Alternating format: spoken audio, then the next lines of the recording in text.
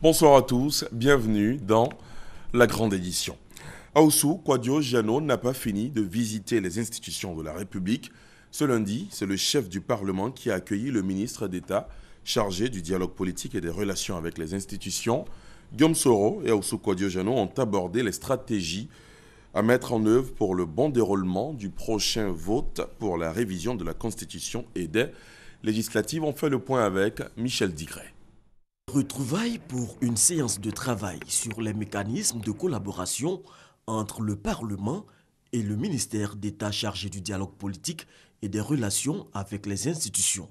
En toile de fond, les échéances électorales de l'année 2016. En tant que ministre chargé des relations avec les institutions, la première des institutions avec laquelle je vais travailler au quotidien, c'est l'Assemblée nationale, sur la révision de la Constitution, la relecture des textes tels que le code électoral, les élections des députés.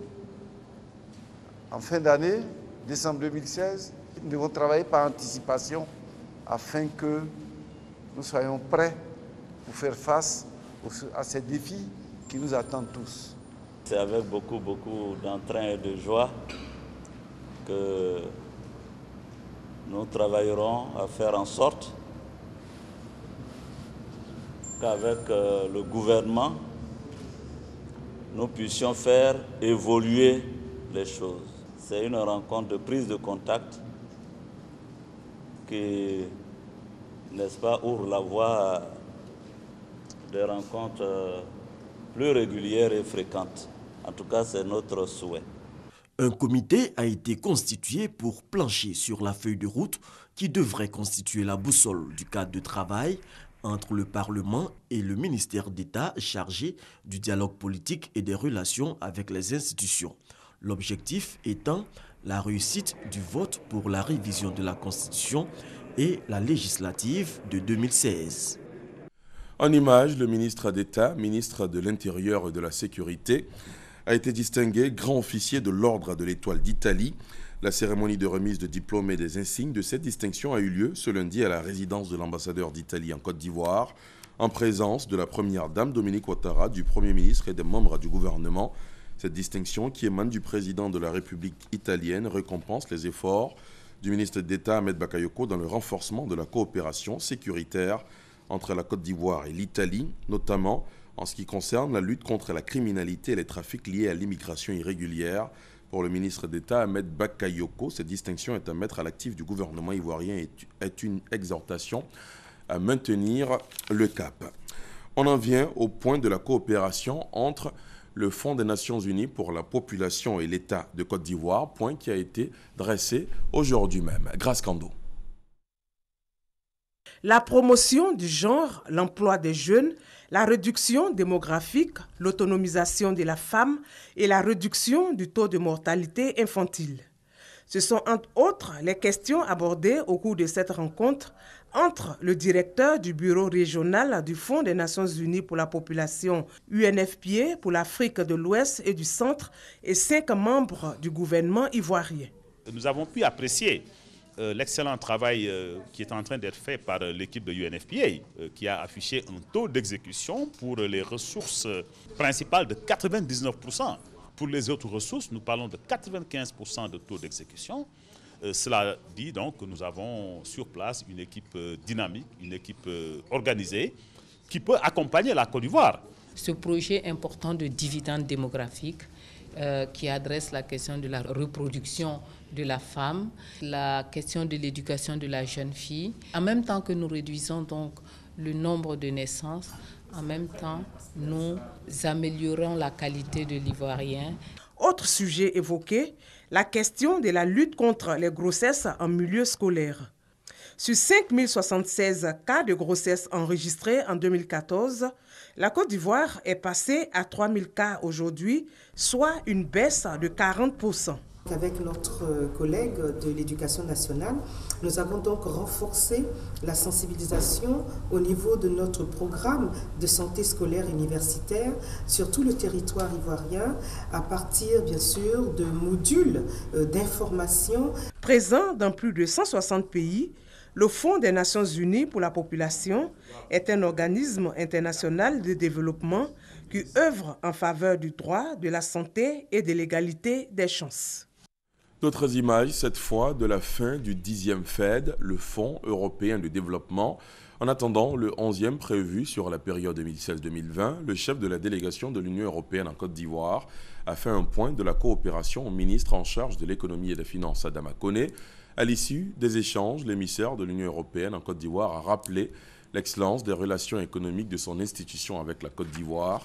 Jean-François Valette précise aussi que le processus de consultation pour la mobilisation des ressources dans le cadre du Plan national de développement PND se poursuit de façon satisfaisante.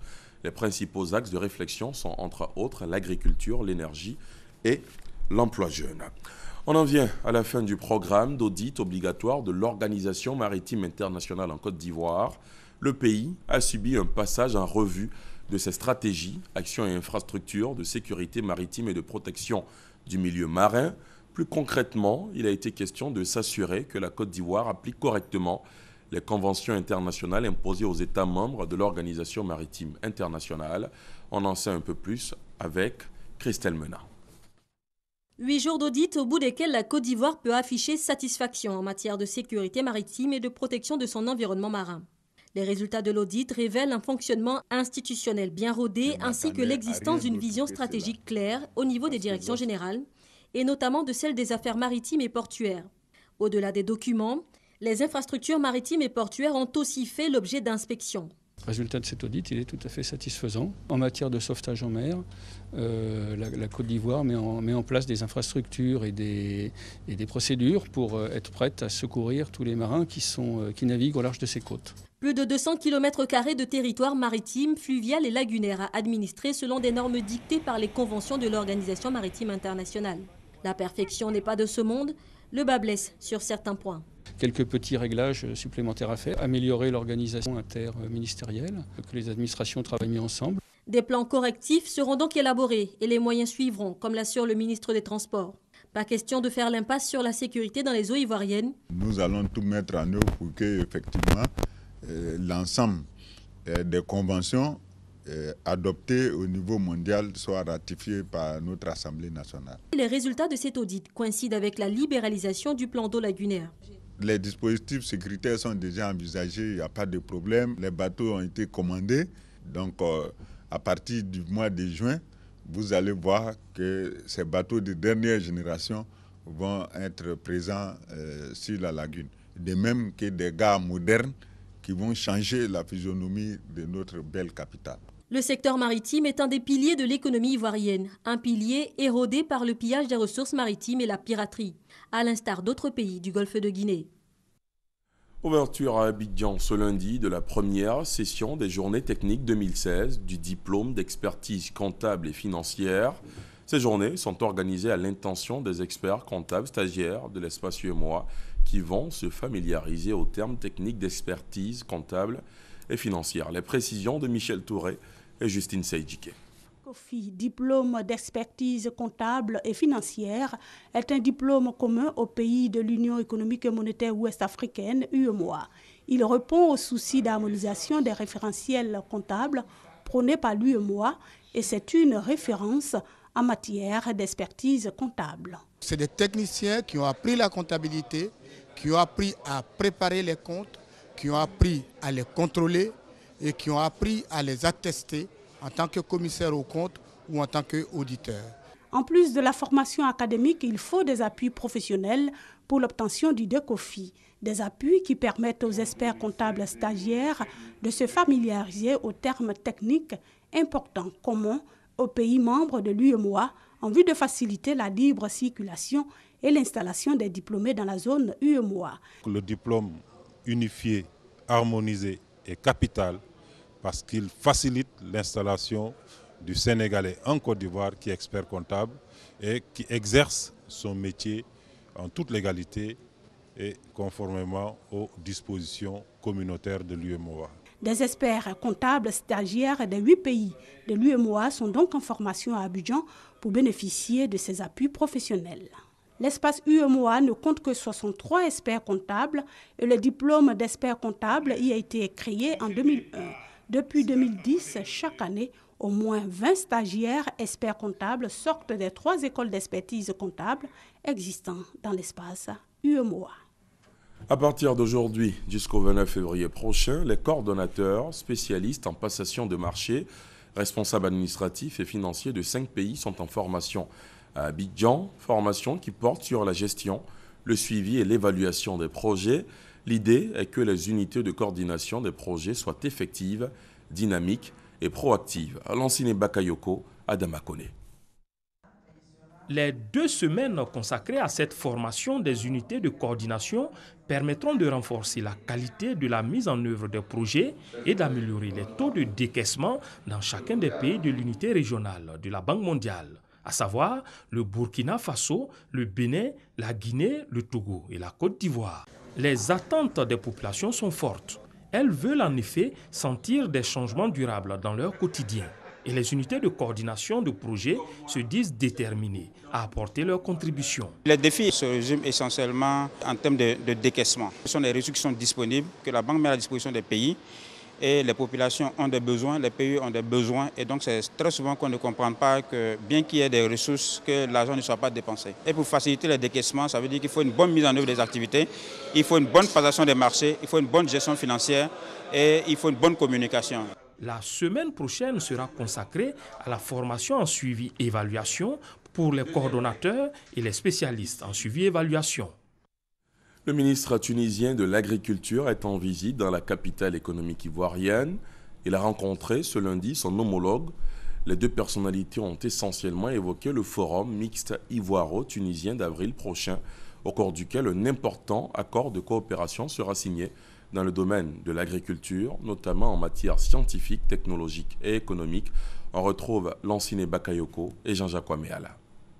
Échange de poignées entre le ministre de l'Agriculture et son homologue tunisien après la mise en forme de l'accord de coopération que les 2 pays vont signer en avril prochain en marge d'un forum mixte ivoiro-tunisien annoncé à Abidjan. Cet accord, qui donne du sens à la coopération sud-sud, porte sur divers domaines. Tout ce qui est échange de compétences, échange d'expériences dans le domaine hydraulique, dans le domaine de l'agriculture, la production, la transformation, la formation, le développement rural. Outre ces questions, les 2 ministres ont échangé sur la tenue de la 29e conférence régionale de l'Organisation des Nations Unies pour l'alimentation et la culture FAO. Cette conférence, prévue à Abidjan, traitera de la transformation des systèmes agroalimentaires africains dans la perspective d'une croissance inclusive et partagée des États. Un enjeu majeur pour la Côte d'Ivoire en pleine relance. Nous allons profiter avec les collègues ministres pour examiner les questions communes puisque nous faisons face pratiquement partout sur le continent aux mêmes contraintes. Nous pourrons, à partir d'Abidjan, avoir des horizons beaucoup plus éclaircis sur le rôle du continent africain dans les défis qui se présentent à la planète, à savoir nourrir de plus en plus de personnes avec de moins en moins de ressources. Cette conférence régionale de l'Organisation des Nations Unies pour l'alimentation et l'agriculture aura lieu du 4 au 8 avril prochain en Côte d'Ivoire. Ils sont près d'1 millier d'assureurs à séjourner en ce moment à Abidjan. Ils sont issus de 29 pays africains. Ces professionnels de l'assurance ont pris part ce matin à l'ouverture de la 40e Assemblée générale annuelle de la FANAF, la Fédération des sociétés d'assurance de droit national africaine. La rencontre d'Abidjan va durer 4 jours et devrait plancher notamment sur la couverture des grands risques en Afrique, le rôle du secteur financier et de l'assurance dans l'émergence du continent. Les travaux ont été ouverts par le Premier ministre Daniel Kablan-Duncan. Le point avec Sidonie Davila. À Abidjan, les assureurs ont l'occasion de réaffirmer leur rôle fondamental dans l'économie.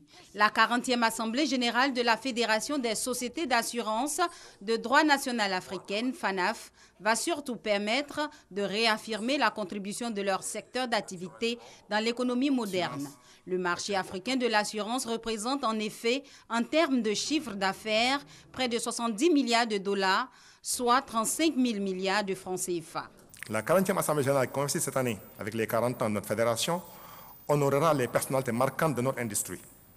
Elle examinera le compte rendu des activités menées par le bureau en 2015, se prononcera sur les comptes de cet exercice, discutera du programme de travail du bureau pour l'année 2016 et désignera pour finir le pays retenu pour abriter les travaux de la 40e Assemblée générale. L'émergence du point de vue des risques de particuliers et des grandes entreprises aura une part belle dans les panels 3 et 4.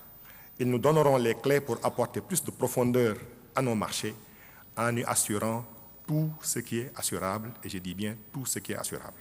40 ans après sa création à Yamoussoukro, dans la capitale politique du pays, le 17 mars 1976, la FANAF retrouve la Côte d'Ivoire. Le pays occupe la première place sur le marché dans la zone CIMA, Conférence interafricaine des marchés d'assurance, une place qu'elle compte garder longtemps. Le gouvernement attend beaucoup des retombées de cette assemblée générale annuelle. Le poids du secteur des assurances africaines dans l'économie du continent et dans le monde reste encore insignifiant et tributaire beaucoup de l'Afrique du Sud.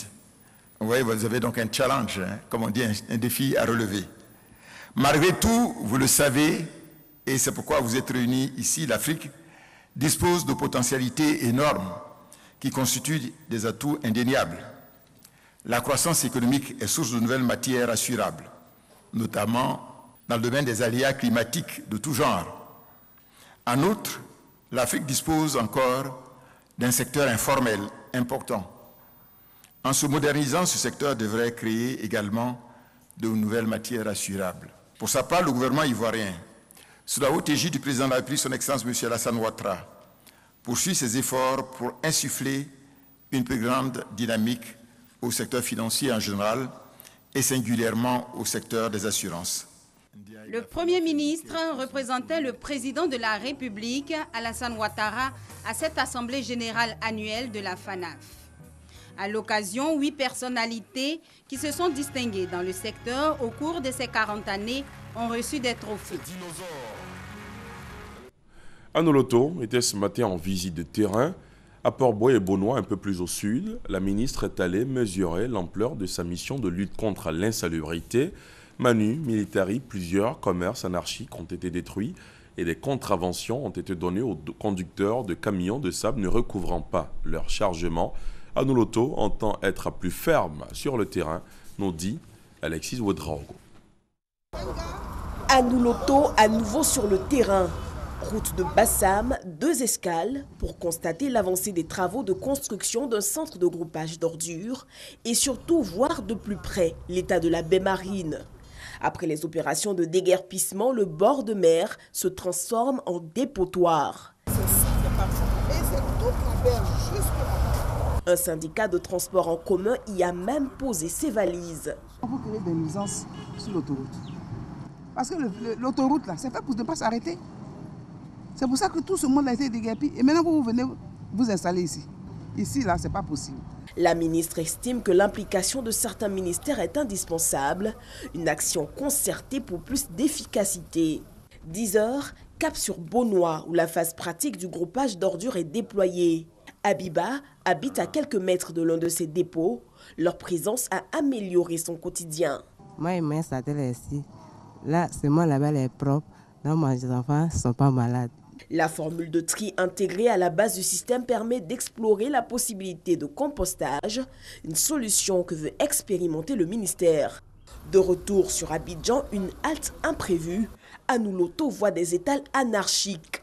La descente est musclée. Fatime, commerçante, dit avoir conscience du désordre qu'elle occasionne. C'est qu'on soit là, c'est vraiment bien. Mais on va essayer, on va quitter ici.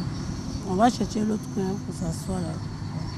Pas de temps pour les repentances, Anouloto fait arrêter 3 camions chargés de sable. Le mauvais conditionnement de leur chargement engendre de lourds frais en matière de nettoyage des rues. Tout le sable qu'il a là, c'est eux. Mais et que ça verse la route. Quand ça verse, que ça salit la route. C'est pas beau. C'est pas beau, mais donc vous faites quoi pour empêcher que ça ne salisse la route? Il faut couvrir. C'est pas possible parce que ramasser les ordures, ça coûte cher. Ils serviront d'exemple, de lourdes amendes leur seront infligées. Anouloto invite les populations à des actes responsables. La question de la propreté mérite d'être revisitée par les Ivoiriens.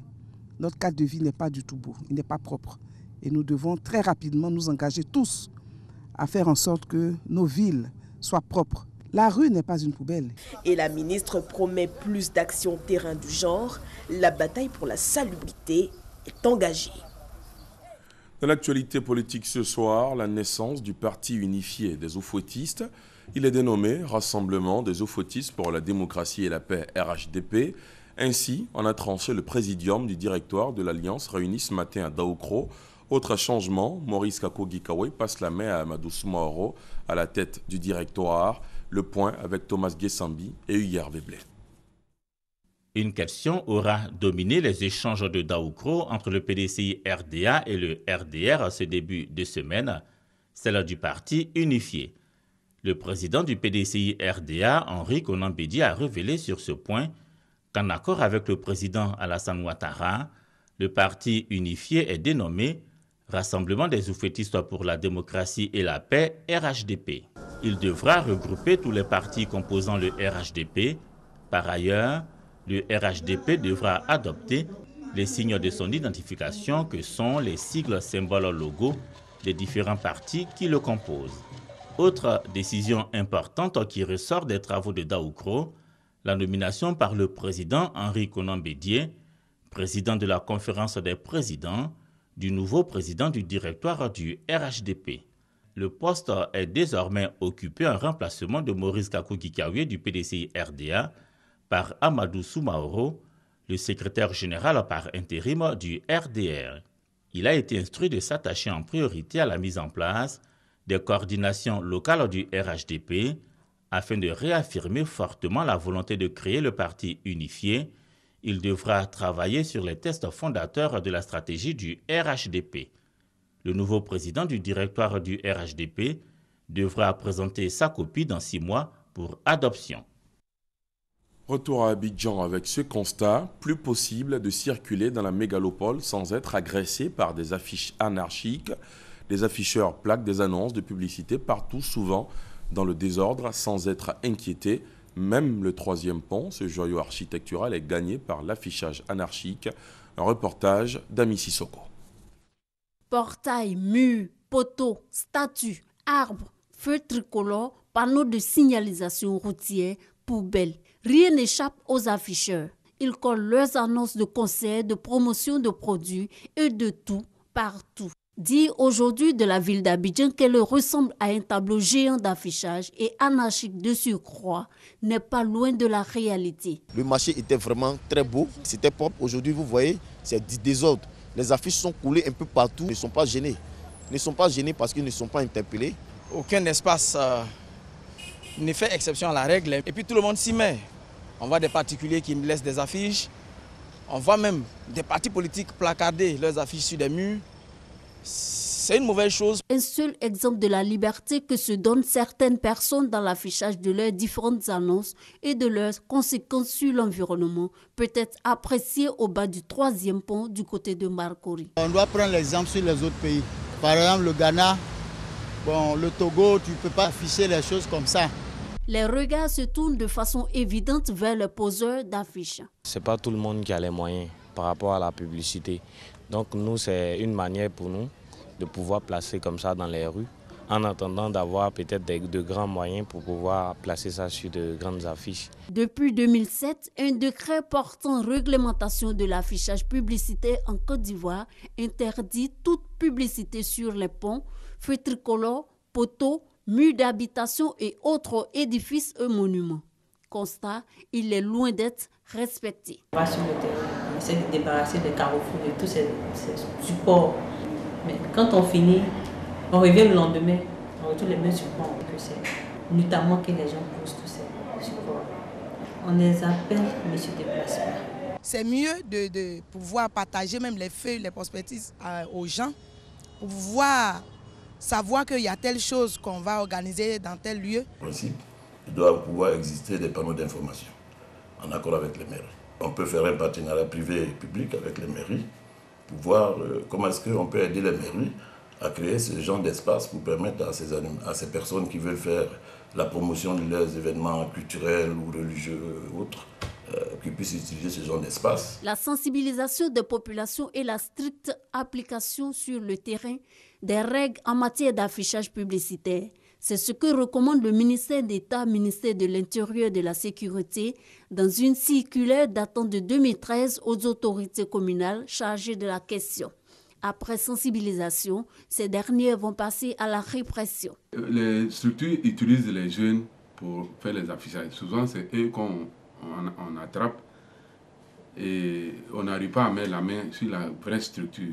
Donc pour 2016, on compte attaquer les grandes structures par l'intermédiaire de nos services juridiques. En attendant l'application effective des différentes mesures, les populations ont le temps de voir se dégrader l'esthétique du paysage urbain. En religion, le nonce apostolique Joseph Spiteri était récemment à Boussou-Krofa, dans la sous-préfecture de Mdoussi. Il y a célébré une messe d'action de grâce marquant le 10e anniversaire de la paroisse Paul et Saint-Pierre du village, occasion pour le représentant du Saint-Père d'exhorter les fidèles à l'amour du prochain et la réconciliation. Le compte-rendu de Thérèse Tapeyoboué. Chants, louanges, actions de grâce ont marqué les 10 ans de la paroisse Saint-Paul et Saint-Pierre de Boussou-Krofa, village situé dans la sous-préfecture de Ndoussi. Invité principal de cette cérémonie, le nonce apostolique Joseph Spiteri. Il a mis en relief la foi et l'amour de Simon-Pierre en Jésus, selon l'évangile de Saint-Luc. Ainsi, l'officiant du jour a-t-il demandé au peuple de Dieu de faire sienne les vertus d'humilité, de pardon et d'amour pour une réconciliation vraie. Si nous faisons notre part, et surtout dans cette année de la miséricorde, nous allons vers les unes les autres dans la fraternité, nous pouvons trouver le miracle de la réconciliation. Il a ensuite procédé à la bénédiction de la grotte Notre-Dame de toutes les grâces de la dite paroisse. Présent à la cérémonie, l'évêque d'Agboville, Monseigneur Alexis Touabli-Joulot, a dit sa joie et celle de ses fidèles de recevoir le nonce apostolique dans son diocèse. Ce qu'il faut retenir, c'est la communion. D'abord la communion avec l'Église catholique répandue dans le monde entier. C'est ce que signifie parmi nous la présence du nonce apostolique. Plusieurs personnalités étaient présentes à cette célébration, dont Monseigneur Laurent Mandio, évêque émérite de Yopougon. Le ministre Maurice Okwaku Bandama, fils de la région, a fait un don de 10 tonnes de ciment et d'autres dons en espèces. À l'étranger, après des semaines de confusion, un gouvernement d'union nationale a finalement été annoncé en Libye, mais son approbation reste très incertaine par le Parlement internationalement reconnu qui a reporté son vote à mardi. L'émissaire de l'ONU pour la Libye, Martin Kobler, a appelé le Parlement, basé à Tobrouk, dans l'est du pays, à ne pas laisser passer cette opportunité unique de sortir le pays du chaos dans lequel il se trouve depuis la chute de Muammar Kadhafi. Pour la première fois en Israël, un ancien chef de gouvernement se retrouve derrière les barreaux. L'ex-premier ministre Ehud Olmert s'est présenté ce lundi à la prison de Ramleh, près de Tel Aviv, pour y être incarcéré. 19 mois de prison, c'est la peine infligée à Ehud Olmert, ex-premier ministre israélien, de 2006 à 2009. Il est accusé d'avoir perçu des pots de vin quand il était maire de Jérusalem. Il s'est présenté ce matin à la prison de Ramleh, près de Tel Aviv, où il doit purger sa peine. Aujourd'hui, j'irai en prison pour purger ma peine. Mes gardes du corps vont m'escorter et vont me garder pendant toute la durée de l'emprisonnement. Dans une vidéo publiée avant de prendre le chemin de la prison, Ehud Olmert se défend et nie toutes les accusations formulées à son encontre. Il est important pour moi de redire ce que j'ai déjà annoncé pendant le procès.